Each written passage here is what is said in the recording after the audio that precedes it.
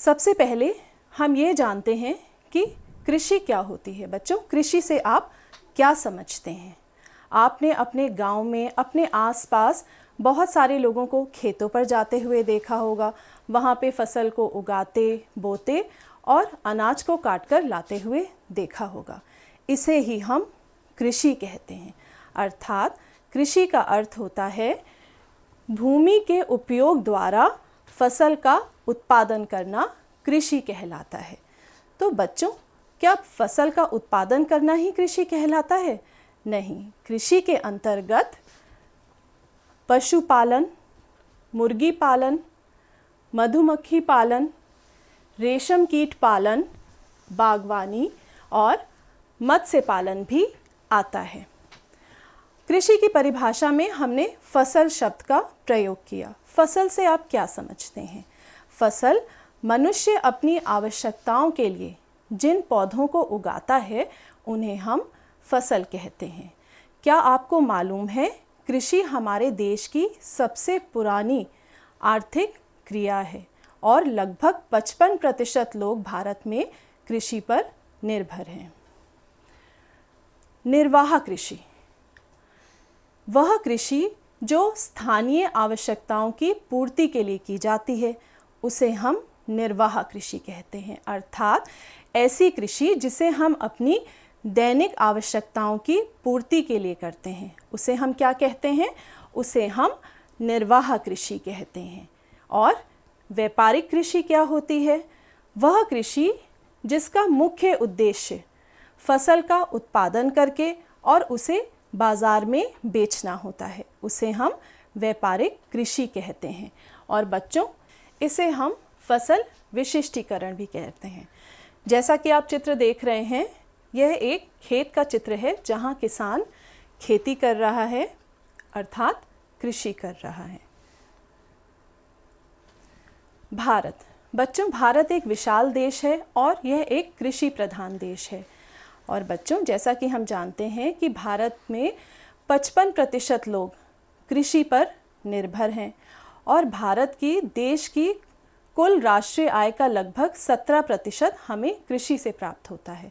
राष्ट्रीय आय से हम क्या समझते हैं? किसी भी देश की एक वर्ष की सकल समस्त उत्पादित वस्तुओं व सेवाओं का सकल आय को, सकल मूल्य को हम राष्ट्रीय आय कहते हैं। क्योंकि भारत एक विशाल देश है, भारत में विभिन्न प्रकार की जलवायु एवं मृदा पाई जाती है। इसी कारण भारत में लगभग सभी प्रकार की फसलें उगाई जाती हैं। जैसा कि आप देख रहे हैं बच्चों, खेत का चित्र है और लहलहाती हुई फसल का चित्र है। फसलों का वर्गीकरण। भारत में पैदा होने वाली फसलों को 3 वर्गों में रखा जाता है। वे कौन कौन से 3 वर्ग हैं? खाद्यान्न फसलें, नकदी फसलें, पेय एवं बागाती फसलें। खाद्यान्न फसलें, फसलें जो खान पान में प्रयुक्त होती हैं, अर्थात जिनका प्रयोग खाने पीने में, जैसे अनाज, जौ, गेहूं आदि होता है। आइए इनका उदाहरण भी हम देखते हैं। खाद्यान्न फसलें कौन कौन सी होती हैं? गेहूं, चावल, जौ, चना, मटर, दालें, ज्वार एवं बाजरा, ये सभी खाद्यान्न फसलें हैं। नकदी फसलें, वे फसलें जिनका उत्पादन दूसरों के उपयोग के लिए किया जाता है, अर्थात फसल को बेचने के लिए किया जाता है और जिससे किसान को नकद आय प्राप्त होती है, उसे हम नकदी फसलें कहते हैं। नकदी फसलें कौन कौन सी होती हैं बच्चों? गन्ना, कपास, तिलहन, तंबाकू और जूट, ये सभी नकदी फसलें होती हैं। इनसे हमें नकद आय की प्राप्ति होती है। पेय एवं बागाती फसलें, ये वे फसलें होती हैं जिनकी कृषि बड़े बड़े बागानों में की जाती है। चाय, कहवा, रबड़, गरम मसाले, ये सभी बागाती फसलें हैं जिनकी कृषि बड़े बागानों में की जाती है। एक बार फिर से दोहरा लेते हैं, फसलों को कितने वर्गों में रखा गया है? 3 वर्गों में रखा गया है। खाद्यान्न फसलें, नकदी फसलें और पेय एवं बागाती फसलें। कृषि फसलों के प्रकार। बच्चों, जैसा कि आपने अपने गांव में देखा होगा, लोग अलग अलग समय पर अलग फसल बोते हैं और अलग अलग समय पर विभिन्न फसलों को काटते हैं। इसी आधार पर, अर्थात फसल के बोने और काटने के समय के आधार पर कृषि फसलों के 3 प्रकार होते हैं। कौन कौन से 3 प्रकार होते हैं? आइए जानते हैं। रबी की फसल, खरीफ की फसल और जायद की फसल। अर्थात फसल के बोने और काटने के आधार पर कितने फसल के प्रकार हैं? 3। रबी की फसल, खरीफ की फसल और जायद की फसल। अब इन फसलों को हम विस्तार से जानेंगे। सबसे पहले रबी की फसलें। रबी की फसल को उगाने का समय जाड़े के प्रारंभ में हम रबी की फसल को बोते हैं और गर्मी के प्रारंभ से पहले हम इसे काट लेते हैं। इसके उदाहरण कौन कौन से होते हैं? आइए चित्र के द्वारा समझते हैं। गेहूं, चना, जौ, मटर,